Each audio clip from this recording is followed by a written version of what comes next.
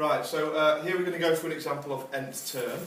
Okay, two different types of questions that you often get in an exam to do with nth term. Okay, one is about coming up with a formula for a sequence of numbers. Here we've got a sequence of numbers, 6, 10, 14, 18, 22. What I'd like to do is to try and find the 20th term in the sequence. Okay, now a lot of you would know that you could do that by just carrying on by writing the sequence out, but that can be quite time consuming to get to the right answer, so there's a quicker way we can do it. The quicker way to do it is first to come up with a formula for the nth term. Okay, and that just means it's going to be an expression that would generate this sequence of numbers. The way to do it is first we look for what's happening to the sequence of numbers, what it's going up by each time.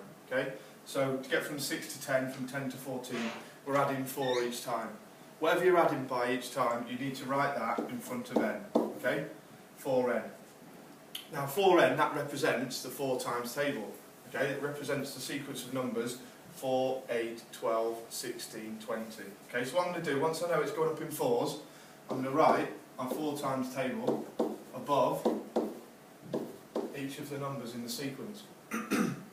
Now we don't want the 4 times table, we want these numbers 6, 10, 14, 18, 22.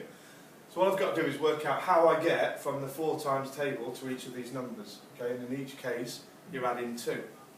So we've now got our nth term formula, which is 4n plus 2. That's going to help me to work out the 20th term. Rather than just writing out, this is the first, second, third, fourth, fifth term, rather than writing out the 6th, 7th, 8th, etc., that's going to take a long time. If I want the 20th term, I can just substitute 20 into this formula, and I just go 4 times 20, add 2, okay? 4 times 20 is 80, add 2, that tells me that the 20th term in the sequence is 82.